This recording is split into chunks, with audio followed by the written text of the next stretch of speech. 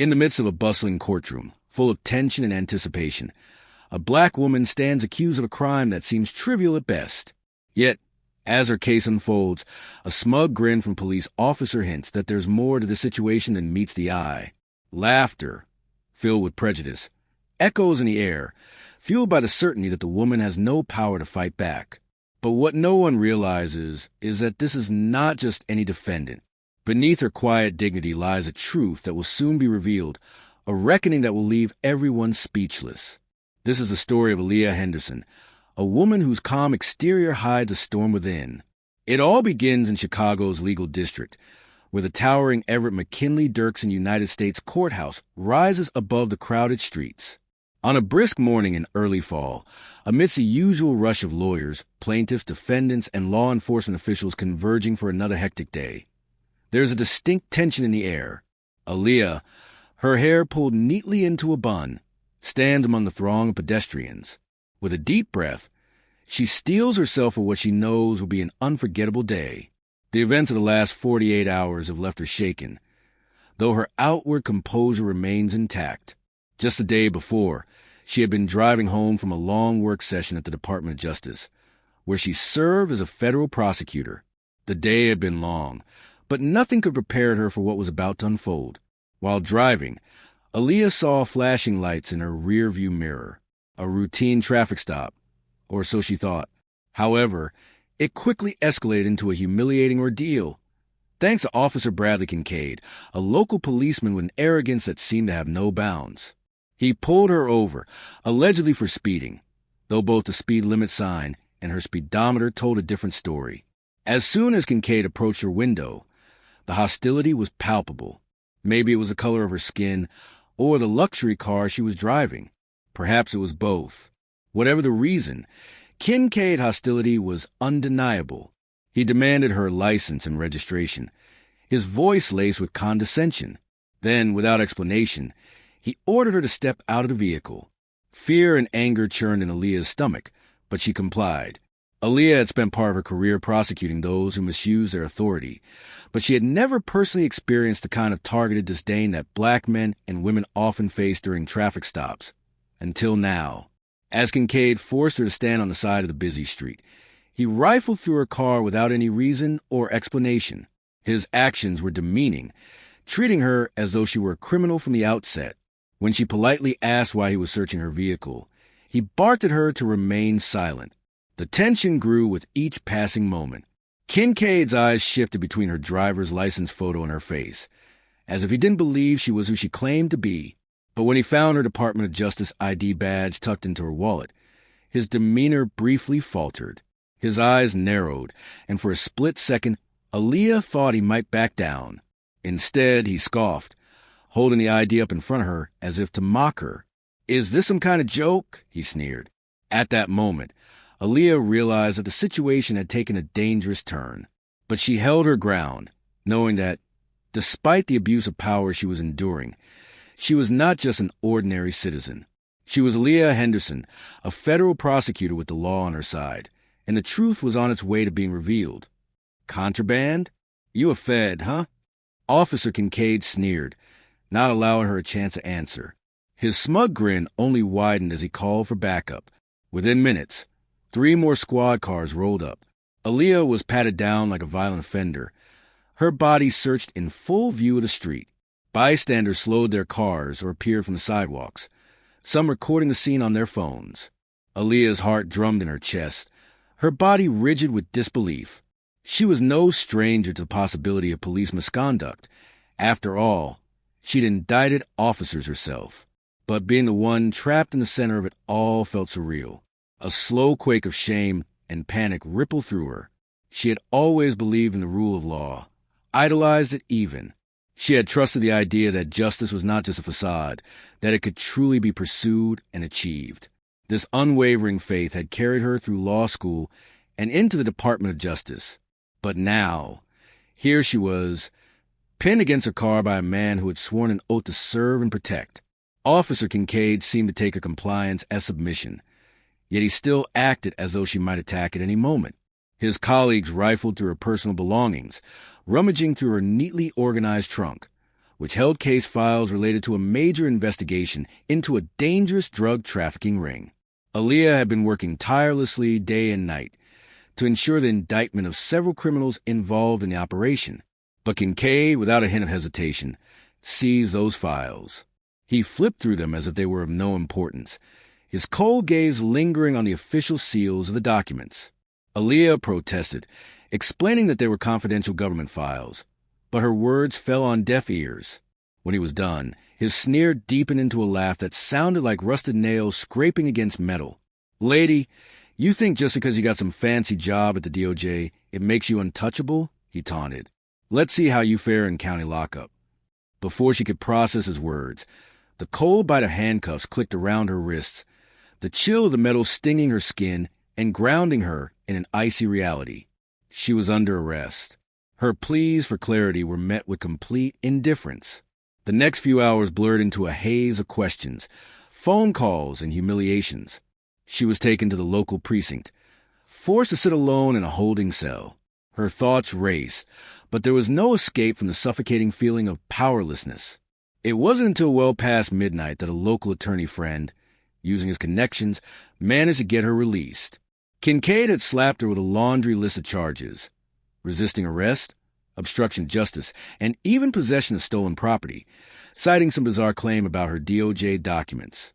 Even the desk sergeant seemed unsure of the validity of the charges, but the paperwork was completed as if everything were perfectly normal. Upon her release, Aaliyah was left to pick up the shattered fragments of her dignity. She stepped out into the cool night air, the weight of the situation pressing down on her like a heavy stone. Despite knowing the law inside and out, she had never felt more powerless. The next day, Aaliyah learned she had been summoned to court, her court. It was a twisted irony that she found herself on the defendant's side of the legal equation. By 9:15 a.m., she stood outside the Dirksen Courthouse, a building she knew all too well. She was due in a small criminal courtroom on the 3rd floor at 10 a.m., but before that, there were calls to make. She needed to contact her direct supervisor at the DOJ and explain everything, making sure there was no conflict of interest, no hint that she might be misusing her position to wriggle out of trouble. The gravity of the situation pressed down on her, as if the very air had thickened. Her phone buzzed, a message from Carmela Reyes, a fellow assistant U.S. attorney. Carmela had caught wind of the fiasco and promised to stand by Aaliyah, not just as moral support, but also as a powerful voice in the local legal community. Aaliyah texted a quick reply of thanks, then squared her shoulders. She would not cower. She was a fighter, always had been. If Kincaid and his superiors wanted a showdown, they were about to get one. But deep down, a coil of fear twisted in her gut. She was ready, but the weight of everything, the unexpected humiliation, the betrayal of the very system she had sworn to uphold, was something she couldn't easily shake off. Still, Aaliyah Henderson wasn't backing down. Not now. Not ever in her heart. Aaliyah didn't so much worry about her own innocence. She was certain the charges were baseless. What truly troubled her was the spectacle unfolding before her. The press thrived on stories of corruption and scandal, and although the real scandal here was police misconduct, the narrative could easily be twisted. The idea that a federal prosecutor had been caught up in potential wrongdoing would make for juicy headlines, and the tabloids would have a field day. As she finally stepped inside the courthouse, the familiar beep of the metal detectors filled the air, and the guard waved her through and nod. They recognized her as a DOJ attorney, and ironically, the system still treated her as an insider. But despite the casual recognition, her heart pounded in her chest. She walked the corridor she knew so well, the very halls where she had prosecuted cases, delivered countless opening statements, constructed airtight arguments, and secured convictions. Now, stepping into a cramped courtroom reserved for misdemeanor cases and lower-grade felonies, she felt an overwhelming sense of displacement. At the prosecution's table, she spotted a man in a cheap suit radiating ambition. Behind him, leaning against the bench with a confident smirk, stood Officer Bradley Kincaid, the man who had upended her life. He was laughing, exchanging jokes with a bailiff and another officer, occasionally glancing her way. Each time, his grin grew wider. Aaliyah felt a flush of anger surge through her, but she fought to maintain her composure. She took a deep breath, prepared herself to sit at the defendant's table, a table she never thought she would occupy. Then a calm but firm voice called her name. Aaliyah. She turned to see her friend, Assistant U.S. Attorney Carmela Reyes, hurrying toward her. The tall, elegant Latina attorney crossed the room and squeezed Aaliyah's hand comfortingly. "We're going to end this nonsense," Carmela whispered. "Just keep your cool." Aaliyah nodded, grateful for support. The two women took their places, and shortly thereafter, the judge entered. Judge Franklin Ross, an older man, looked around the courtroom as the bailiff announced, "Court is now in session." Everyone rose, and the tension in the room soared like a sharp intake of breath.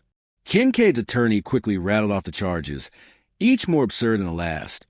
Obstruction of justice, resisting arrest, possession of government property under false pretenses, and other charges that made little sense. Aaliyah's brow furrowed as she listened, and Carmela leaned forward, preparing to object to the brazen attempt to turn a routine traffic stop into a felony case. The prosecutor working with Kincaid insisted that the documents found in Aaliyah's car were not legitimately in her possession. He hinted at espionage, suggesting that the files involved national security secrets.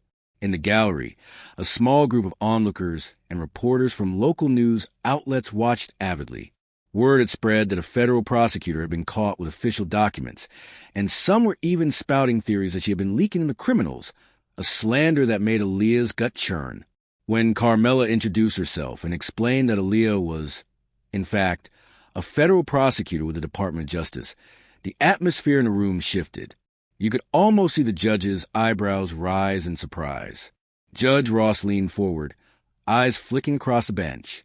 "You're telling me the accused is actually one of your colleagues?" he asked, as if the entire notion was absurd. Carmela nodded calmly and produced Aaliyah's credentials.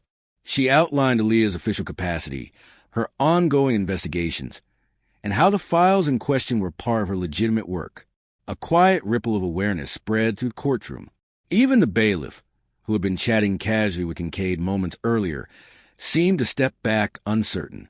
Still, Kincaid smirked in fade. He interjected with a theatrical cough and shot a glare at Aaliyah. "We caught her red-handed, Your Honor," he drawled, every word laced with condescension. Badge or no badge, she was driving recklessly and acted suspiciously. The tension in the courtroom was palpable as Aaliyah sat silently, knowing that the truth would soon come to light. Despite the fabricated charges, despite the slander and the taunts, she was determined to fight back. Her faith in the justice system might have been shaken, but she wasn't about to let this moment define her. "That's why I had to detain her. Everything that happened after is a result of her behavior, not my so-called racism." The word racism hung in the air, a heavy accusation. Aaliyah felt the pit in her stomach deepen. She hadn't directly accused Officer Kincaid of racism in the official statement she had given to Internal Affairs, but she couldn't ignore her suspicions. His dismissive tone, now coupled with the open hostility he had shown her, confirmed everything she needed to know. Carmela rose to her feet, her voice steady and firm. "Your Honor, if this is a matter of reckless driving or resisting arrest, we welcome a thorough review of the traffic stop footage. As for the documents, they are property of the United States government, lawfully in Miss Henderson's possession, which we can verify immediately by contacting the DOJ." The judge made a show of rifling through some papers on his desk, his eyes pausing on a few. "I see here, Miss Henderson, that you have an impressive record of service," he said, glancing at her. "I also see that the charges brought against you don't align with the statements provided by the local precinct. They claim you were driving in a manner that led them to suspect. How did they phrase it? Felonious intent. That's not a typical classification for a simple traffic violation." Aaliyah steadied her voice. "Your Honor, I was driving within the speed limit and was pulled over without cause. Officer Kincaid then proceeded to search my vehicle without probable cause. He seized confidential federal documents, apparently under the assumption that I was impersonating a DOJ employee. My identification was in plain view." Judge Ross nodded, his gaze shifting to Kincaid. "Officer, do you have a dash cam recording that might clarify the nature of the stop?" Kincaid's posture stiffened. "The dash cam wasn't functioning properly that night, Your Honor. technical error. Aaliyah instinctively felt a wave of skepticism rise within her. She knew dash cam malfunctions happened, but they seemed suspiciously common in cases where an officer's conduct might be called into question. Sure enough, Carmela pounced on this point. No footage. Understood. Then how about any witness statements or body cam footage from the backup officers? One of the other officers in the courtroom cleared his throat. We, didn't have the body cams on. We were off duty and just responded because Kincaid needed help. A murmur rippled through the courtroom. Judge Ross pursed his lips, clearly unimpressed. A remarkable series of coincidences, he said dryly. Despite the judge's skepticism, the process trudged forward, dealing more with formalities than with the truth. The prosecutor on Kincaid's side insisted that probable cause existed based on Kincaid's expert observation that Aaliyah was driving erratically. He emphasized that the law did not grant special privileges to government employees if they were indeed breaking the law. Aaliyah clenched her jaw. Everything about this reeked of a personal vendetta, or at least prejudice. The hearing ended with a rescheduled date for an evidentiary review. Judge Ross, though polite, did not dismiss the charges outright. Aaliyah's stomach churned as the reality set in. This ordeal would drag on. She left the courtroom, accompanied by Carmela, feeling the weight of eyes on her back, particularly Kincaid's triumphant stare. Outside in the corridor, the tension seemed to unspool. Carmela let out a small sigh. "That man is shameless," she muttered under her breath. No body cam, no dash cam, no probable cause, yet here we are. Aaliyah rubbed her temples. "I need to call my supervisor at the DOJ. We'll get this sorted." Carmela nodded. "We will. But these things take time. Kincaid's buddies in the local precinct might try to stall or bury evidence. We have to be ready for anything." And anything, Aaliyah knew, was exactly what they would need to be prepared for. Over the following days, Aaliyah found herself caught in a whirlwind of bureaucracy, frustration, and mounting anxiety. She filed a formal complaint with Internal Affairs, detailing the illegal search and harassment she had endured. At the same time, she had to continue handling her actual workload. She was deeply involved in a high-stakes drug trafficking case that she couldn't afford to neglect. Balancing her professional responsibilities with the personal stress of these unfounded charges felt like walking a tightrope across a chasm lined with sharp, jagged spikes. Her colleagues at the DOJ were supportive, but Aaliyah couldn't help but notice a slight discomfort in their eyes. No one wanted to accuse a fellow law enforcement officer of racism without concrete proof. Aaliyah understood the nuance, how the system didn't like to undermine its own pillars without incontrovertible evidence. It was a harsh reality, one she had come to understand over the years, but living it firsthand felt like a sucker punch. Meanwhile, the media began to take an interest. A few local tabloids published sensational headlines. "Federal prosecutor or felon," one headline screamed. "DOJ attorney caught with top-secret files," blared another. Aaliyah tried her best to ignore these distractions, keeping her focus on a real battle, proving her innocence and holding Kincaid accountable. But every night, she revisited the memory of that traffic stop, dissecting every detail in her mind. Something about Kincaid's behavior stuck with her. The way he laughed, the certainty with which he assumed she wouldn't fight back. She couldn't help but think of the countless black men and women who had faced similar abuses of power, some of whom never lived to see justice served.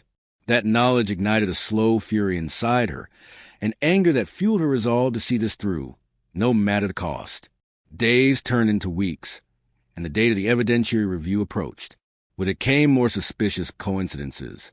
The precinct claimed it couldn't find logs of Kincaid's call for backup that night. Phone records had gone missing. The Internal Affairs investigation stalled, apparently because the lead investigator was out on leave. At every turn, Aaliyah encountered red tape and missing pieces. It felt as though an unseen hand was orchestrating a cover-up. Yet, ironically, Kincaid seemed unfazed. He strutted around the courthouse halls with an air of confidence, often passing by Aaliyah with a patronizing grin that made her skin crawl. But she held her head high. She would not be intimidated. Finally, the day of the evidentiary hearing arrived. Aaliyah walked into the courtroom with Carmela by her side, a stack of documents in hand. They had assembled everything from Aaliyah's phone GPS records, which showed she had been driving within the speed limit, to sworn affidavits from colleagues who had been on the phone with her just minutes before the stop. Despite the missing dash cam footage, they hoped the mountain of evidence would expose the baselessness of the charges against her. The hearing began with the prosecution's theatrics. The local DA's office had assigned a young, overeager assistant district attorney to handle the case. He repeated the same lines about reckless driving, obstruction, and suspicious government documents. Kincaid, leaning back in his seat with his arms crossed, wore the same smug expression as always, watching the proceedings with obvious satisfaction. But Carmela was ready. She countered each point with clarity. The reckless behavior claim was disproven by Aaliyah's phone data. The obstruction charge was contradicted by the official timeline that showed Aaliyah had complied with the initial demands. As for the suspicious government documents, they presented a signed letter from the DOJ verifying that those documents were part of an active federal investigation and authorized to be in Aaliyah's possession. Judge Ross listened intently, his brow furrowed. Just as Carmela was about to drive the final nail into the coffin of Kincaid's case, an unexpected witness strode into the courtroom. A local mechanic from the police department. The young ADA faltered as a mechanic, under oath, prepared to speak. The tide of the hearing was shifting, and Aaliyah could feel the weight of the moment. The mechanic, Toby Mills, hurriedly announced that this was their key to proving the dash cam had indeed malfunctioned the night of the incident. Toby, a lanky man in his late 30s, took the stand, fidgeting uncomfortably. He claimed that after inspecting Kincaid's cruiser, he found the dash cam wiring to be corroded. For a moment, it seemed like the missing dash cam footage could finally be logically explained. However, under Carmela's cross-examination, Toby hesitated. He admitted that Kincaid himself had brought the cruiser in for repairs the morning after the arrest. Toby also acknowledged that, in his 10 years of working with police vehicles, he had never seen such sudden, isolated corrosion that affected only the dash cam wires, while leaving the rest of the vehicle's wiring intact. Aaliyah watched Toby closely as his eyes flicked nervously toward Kincaid, who was glaring back at him. Toby swallowed hard, and something inside Aaliyah told her that Toby wasn't telling the whole truth. Carmela pressed him. "Are you absolutely certain the dash cam couldn't have been operational during that traffic stop?" Toby shifted in his seat, sweat beading on his forehead. "Well, I mean, it's possible it failed intermittently, or maybe it shorted out. It's not guaranteed. But for what I saw, the dash cam wouldn't have recorded properly." His statement was half-hearted, but it was enough for the prosecution to cling to. Judge Ross eyed Toby for a moment, then sighed. "I will keep this in mind when considering the viability of the dash cam footage," he said, stacking the papers neatly on his desk. "We'll reconvene in 2 days. In the meantime, Miss Henderson remains bound by the conditions of her release, though I see no need to adjust bail." The gavel came down with a definitive thud, and the hearing was adjourned. Aaliyah's heart sank. She had hoped for a quick victory, a swift dismissal, but instead, she was left in the same limbo, with Kincaid's allegations still on the record. As people filtered out of the courtroom, Kincaid approached Aaliyah with a vile grin. "You should just plead out," he taunted, his voice dripping with condescension. "Save yourself the trouble, ma'am." Aaliyah squared her shoulders, refusing to let him see the tremor of anger beneath her calm facade. "Not going to happen." Kincaid chuckled, glancing around to see if anyone was watching. Then he leaned in closer. "You think you're special because you work for the DOJ? I've seen your type before. You climb a few rungs, forget your place." Before Aaliyah could respond, Carmela stepped in, glaring at Kincaid. "Back off." Kincaid's lips curved into a sneer. "Watch yourself, ladies," he whispered, then walked away. The moment he was out of earshot, Carmela let out a shaky breath. "He's baiting you, Aaliyah. Don't let him get under your skin." Aaliyah nodded, but deep down, she knew Kincaid had already burrowed into her subconscious with his twisted sense of dread. All her life, Aaliyah had followed the rules, excelled at everything she did. But Kincaid's hostility, combined with the inertia of the system, made her question if justice would truly prevail. As they left the courthouse, Carmela's phone buzzed. It was a news alert. A local station had just posted a clip from the hearing, framing it as local cop under fire from federal prosecutors. The coverage was shallow, but the comment section was already a battleground. Some people defended the officer, believing that law enforcement could do no wrong, while others sided with Aaliyah, outraged by the blatant racial implications. Amidst the whirlwind of public reaction, Aaliyah tried to stay focused, but the weight of the media storm was palpable. Aaliyah knew she had to maintain her composure. Her career, reputation, and ideals were on the line. This wasn't just about clearing her name. It was about sending a message that no one was above scrutiny, not even a cop who reveled in abusing his authority. As night fell, Aaliyah found herself at home, sitting on the edge of her couch, surrounded by files strewn across the coffee table. The overhead light cast a soft glow on the papers, but her eyes burned with exhaustion. She rubbed them, trying to stay focused on the drug trafficking case that loomed over her. She needed to be sharp for an upcoming meeting with a judge about a plea deal, but she couldn't push Kincaid from her mind. His image festered in her thoughts like a thorn embedded in her flesh. Her phone chirped. Another text from Carmela. "Hang in there, we've got this." A flicker of gratitude warmed her, and she managed a slight smile. At least she wasn't alone in this fight. She closed the file for the night, hoping to let her eyes rest. But sleep was elusive. Her mind replayed the traffic stop, Kincaid's sneer, the frustration of the court hearing, and the heartbreaking realization that some saw her as just another black woman in trouble with the law, not the accomplished prosecutor she was. The next morning, Aaliyah arrived at her DOJ office with coffee in hand, running on just a few hours of restless sleep. As she navigated the corridors, she noticed sympathetic looks from her co-workers. Some offered hushed encouragement, while others looked away, uncertain of what to say. She knew the optics weren't good. A federal prosecutor facing criminal charges, no matter how unfounded, was uncharted territory in the building. Her supervisor, Robert McMillan, called her into his office. The room smelled faintly of lemon polish, and his desk was meticulously organized. Aaliyah had always admired his no-nonsense approach to work. He gestured for her to sit.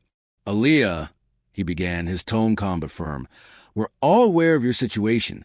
First, let me say that you have the office's support. We've reviewed your evidence, and it's clear these charges lack merit."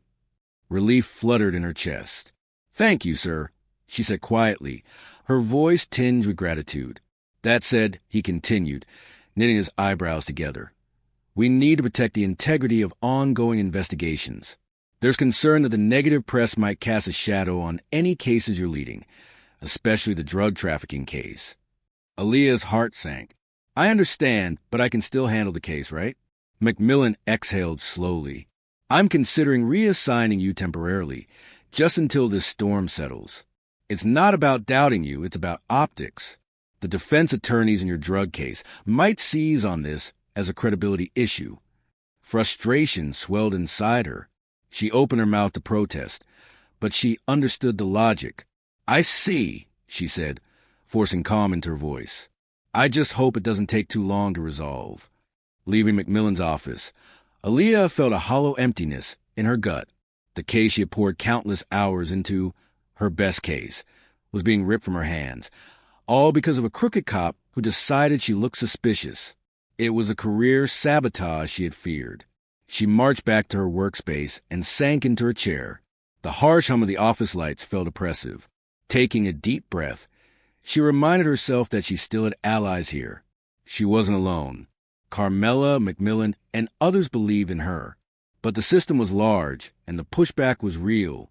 That evening, after a stressful day filled with half-finished tasks and anxious phone calls, Aaliyah returned home and tried once more to piece together any overlooked angles. She combed through the events of the traffic stop, scribbling notes to see if there was any potential third-party witness. Maybe someone had captured something on their cell phone.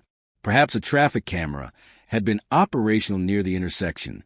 She compiled a list of possible camera locations. If a local business had a camera that might have caught even a snip of the stop, it could help exonerate her and expose Kincaid's lies. She couldn't afford to let this go.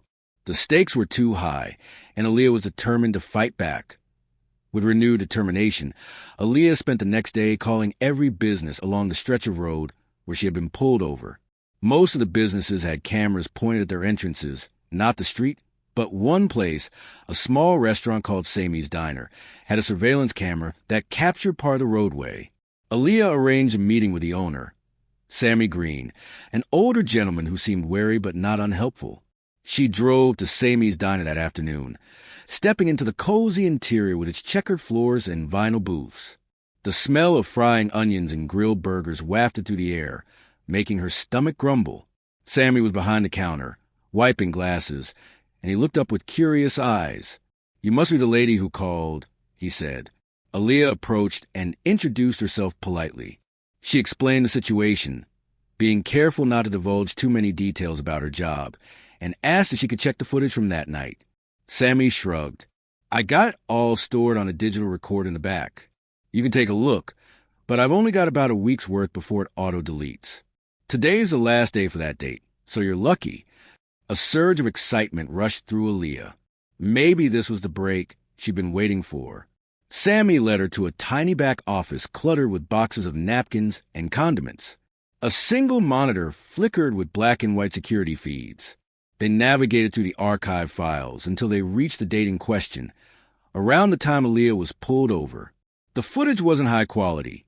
It was grainy and partially obstructed by a lamppost, but there it was, the faint glow of police headlights at the edge of the screen. She could see her car pulled over, then a figure who looked like Kincaid approached. Another figure, presumably Aaliyah herself, exited the vehicle, though the details were hazy. What followed was telling. Kincaid searched the trunk, rummaging through it. Another patrol car arrived, lights flashing. Sammy winced. "That's a lot of commotion," he muttered. Aaliyah tried to make out more details, but the angle wasn't great. She couldn't see every moment, like the aggression or the handcuffing, but what was captured might still help.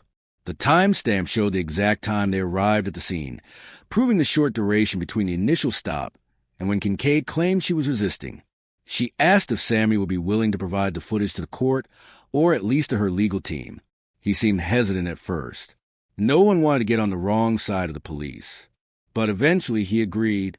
"Look, lady, I don't know what exactly happened, but if it helps clear things up, I'll give you a copy." Armed with this new piece of evidence, Aaliyah felt a renewed spark of hope. She rushed to share the footage with Carmela. Together, they reviewed it frame by frame. It wasn't a silver bullet that would automatically exonerate her, but it was a significant step in proving the timeline. The clip showed that less than 2 minutes passed from the moment Kincaid approached her to when backup arrived, and she was led away in cuffs. That hardly suggested a prolonged period of resisting. Furthermore, her body language in the footage looked calm, hardly the signs of someone violently obstructing justice. They prepared a supplemental filing to submit this footage for the judge to review. In the meantime, they pressed on with the internal affairs complaint. But something else weighed on Aaliyah's mind. Toby Mills, the mechanic. She couldn't shake the feeling that he was withholding the truth about the dash cam. When the next court date arrived, Aaliyah and Carmela stood before Judge Ross once again, introducing the newly discovered diner footage. They explained its significance and played the short clip on a small monitor. The prosecution tried to dismiss it as inconclusive, but Kincaid watched with a tight-lipped expression, clearly uncomfortable. Kincaid stood with his arms crossed and jaw clenched, but that mocking glint in his eye didn't fade. Judge Ross studied the grainy video, his expression serious. "The angle isn't the best," he said, his voice laced with gravity, "but it does indicate that Miss Henderson was not engaged in prolonged resistance." He paused for a moment before adding, "I'd like an explanation from the office or the prosecution as to why the official record suggests a drawn-out confrontation." The prosecution fumbled, claiming that the vantage point was incomplete and that there could have been more resistance off camera. But the seed of doubt had already been planted firmly in the judge's mind. By the end of the hearing, Judge Ross indicated that he was leaning toward dismissing at least some of the charges, pending any further evidence from the police. A flicker of relief spread through Aaliyah's chest. However, Judge Ross scheduled another review, stating he wanted to see if anything else would surface from the internal affairs investigation. "If I find that these charges were filed on spurious grounds," he warned, There may be consequences for the arresting officer. As the hearing concluded, Aaliyah gathered her files, trying to maintain her composure. Outside the courtroom, Carmela gave her a side hug.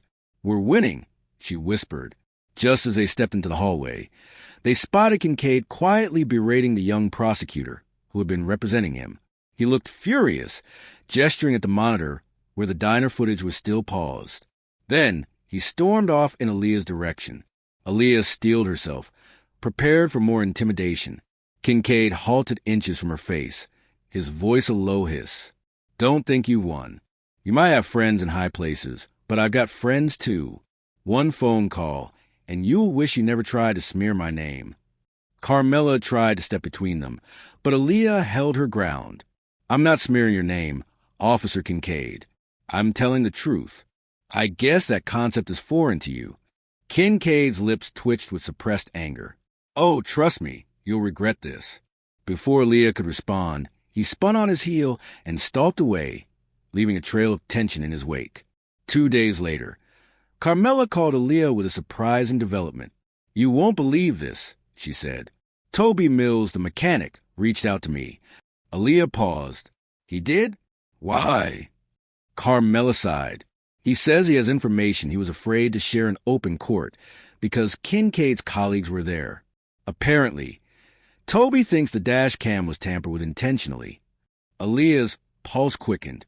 "So it wasn't just accidental corrosion?" "Exactly. He wants to meet off the record. Says he'll bring documents." A flicker of hope and caution danced in Aaliyah's mind. This could be the smoking gun that proved the lengths Kincaid went to in order to cover his misconduct, but it also carried risks.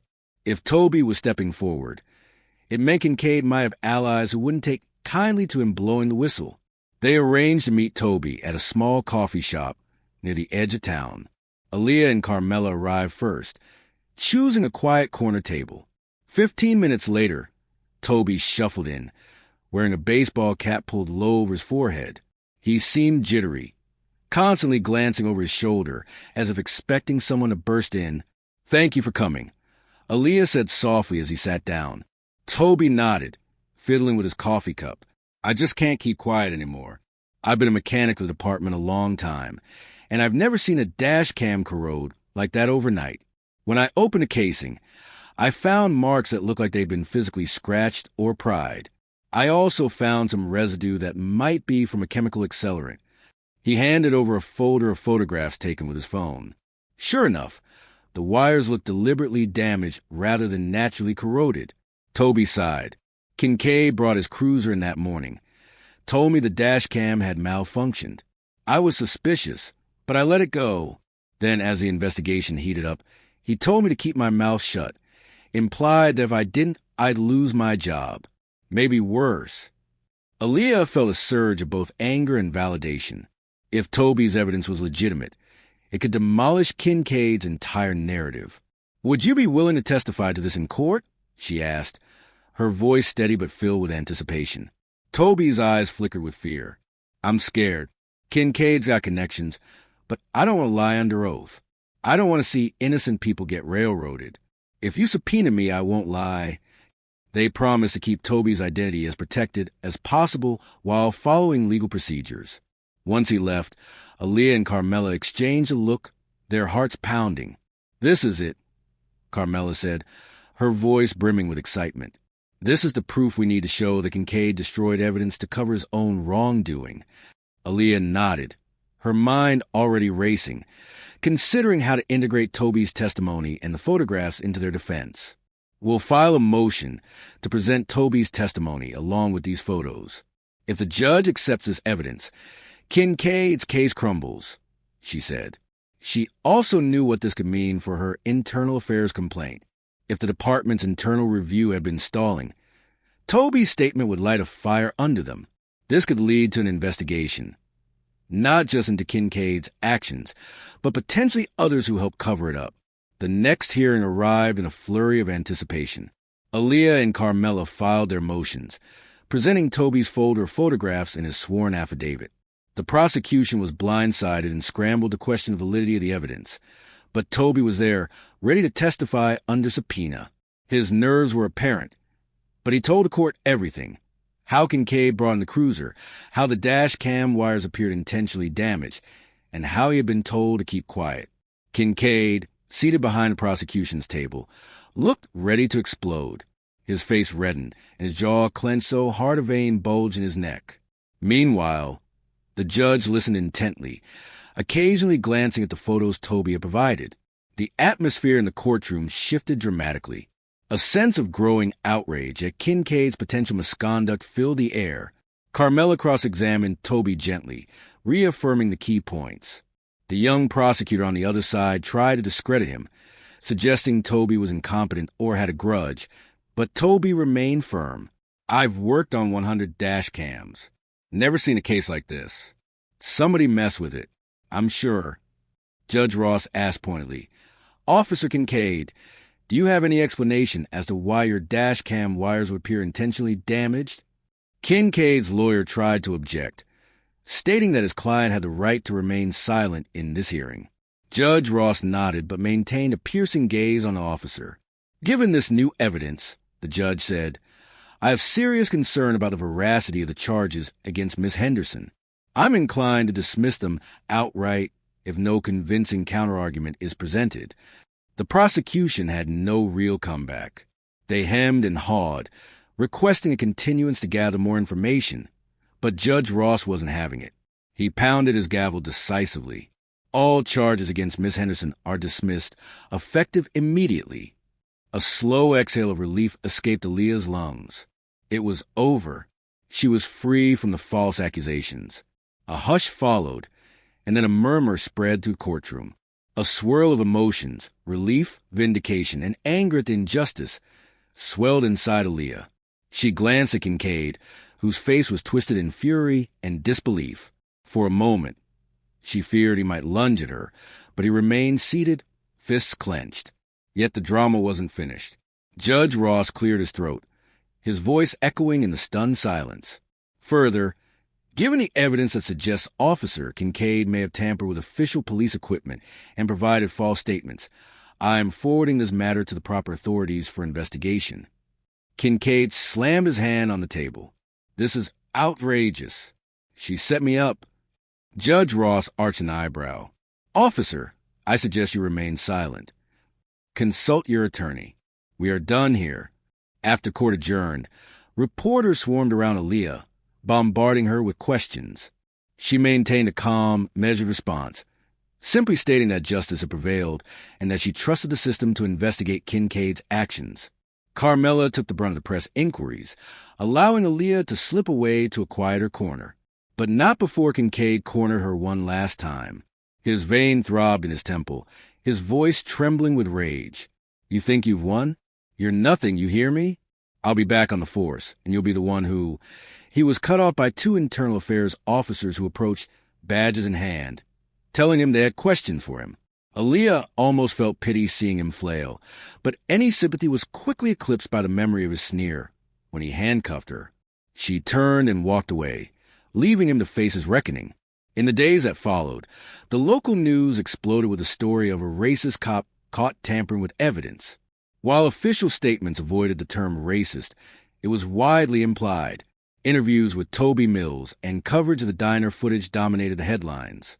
Meanwhile, Kincaid found himself suspended without pay, pending a full investigation. It seemed some of his fellow officers were distancing themselves from him as past allegations of misconduct began to trickle into the public sphere. Aaliyah, relieved to have her name cleared, found support pouring in from colleagues, community members, and even strangers who had heard her story. The Department of Justice also took note of her ordeal. Her supervisor, Robert McMillan, publicly praised her courage in the face of injustice and offered to reinstate her on the high-profile drug case. Even higher-ups in the DOJ privately commended her for upholding the law, no matter who the offender might be. There was talk of awarding her a special commendation for not backing down, but Aaliyah remained modest. She didn't relish the spotlight. She simply wanted to do her job, seeking justice for all, even if that meant holding a fellow law enforcement officer accountable. A few weeks later, after the dust had settled, an internal affairs investigation was formally launched into Kincaid's history. Rumors circulated that multiple complaints had been filed against him over the years, most quietly dismissed or never fully investigated. Aaliyah hoped that any patterns of misconduct would now come to light, and that the city's police department would implement reforms to prevent this from happening again. During this period, Aaliyah received an unexpected letter from Judge Franklin Ross himself. It was brief but heartfelt, apologizing for any undue stress she had experienced due to the court's initial reluctance to dismiss the charges. "The system is imperfect," he wrote, "but I am gratified to see the truth win out." In a stark turn of karma, the district attorney who pursued the case on Kincaid's behalf faced scrutiny as well. The DA's office was criticized for taking the officer's word at face value without thoroughly vetting the charges. Some staff members were reassigned or encouraged to resign. The fiasco became a symbol of what happens when blind trust in law enforcement overrides the pursuit of actual justice. Meanwhile, Toby Mills, the mechanic whose conscience had saved the day, found himself hailed as an unlikely hero. Public outcry demanded that he be protected from retaliation. In a show of thanks, Aaliyah helped facilitate legal resources for him, ensuring he had representation if any threats arose. As for Kincaid, his downfall came swiftly. Evidence emerged of him fabricating reports in other cases and harassing minority drivers. His chain of allies began to fracture. One of his ex-partners turned over emails hinting at racist jokes Kincaid had shared. The department, now in damage control mode, gave him a choice: resign quietly or face termination. Kincaid chose to resign rather than face possible criminal charges, but he remained under investigation for dash cam tampering and perjury. The final blow came when a grand jury indicted him for obstruction of justice and evidence tampering. The same system he had tried to manipulate now turned its spotlight on him. Cameras flashed outside the courthouse as he was let in, not in handcuffs, but with a stoic expression that betrayed his inner panic. Aaliyah never took pleasure in someone else's ruin, but she couldn't deny a profound sense of relief that justice was being served. She resumed her duties as a federal prosecutor, diving back into the drug trafficking case with renewed vigor. Life returned to a semblance of normalcy, yet the experience had changed her. She no longer harbored the same unshakable trust in the system's infallibility. She had always believed in justice, but now she understood how fragile it could be when corrupted by biased or dishonest actors. Still, that knowledge fueled her determination. She vowed to be an even fiercer advocate for those who face injustice, especially when that injustice came from those in power. Weeks later, she walked into the Everett McKinley Dirksen United States Courthouse once again, but this time with a different stride. She wasn't a fearful defendant anymore, but a prosecutor, armed with a deeper understanding of how easily people could be victimized by a broken system. Her colleagues greeted her with respect. Some were even in awe of her resilience and courage. Carmela, now a close friend as well as a colleague, met her at the courtroom doors, ready to go after the bad guys again, ready to fight for justice again. Carmela asked with a grin. Aaliyah returned the smile, nodding. Always. They stepped into the courtroom side by side, prepared to do what they did best: fight for justice. Meanwhile, Kincaid's trial approached. Local headlines documented each development with fervor. Rumors swirled about how he might try to plea out or cut a deal by exposing other corrupt officers in exchange for leniency. Aaliyah paid attention but didn't obsess.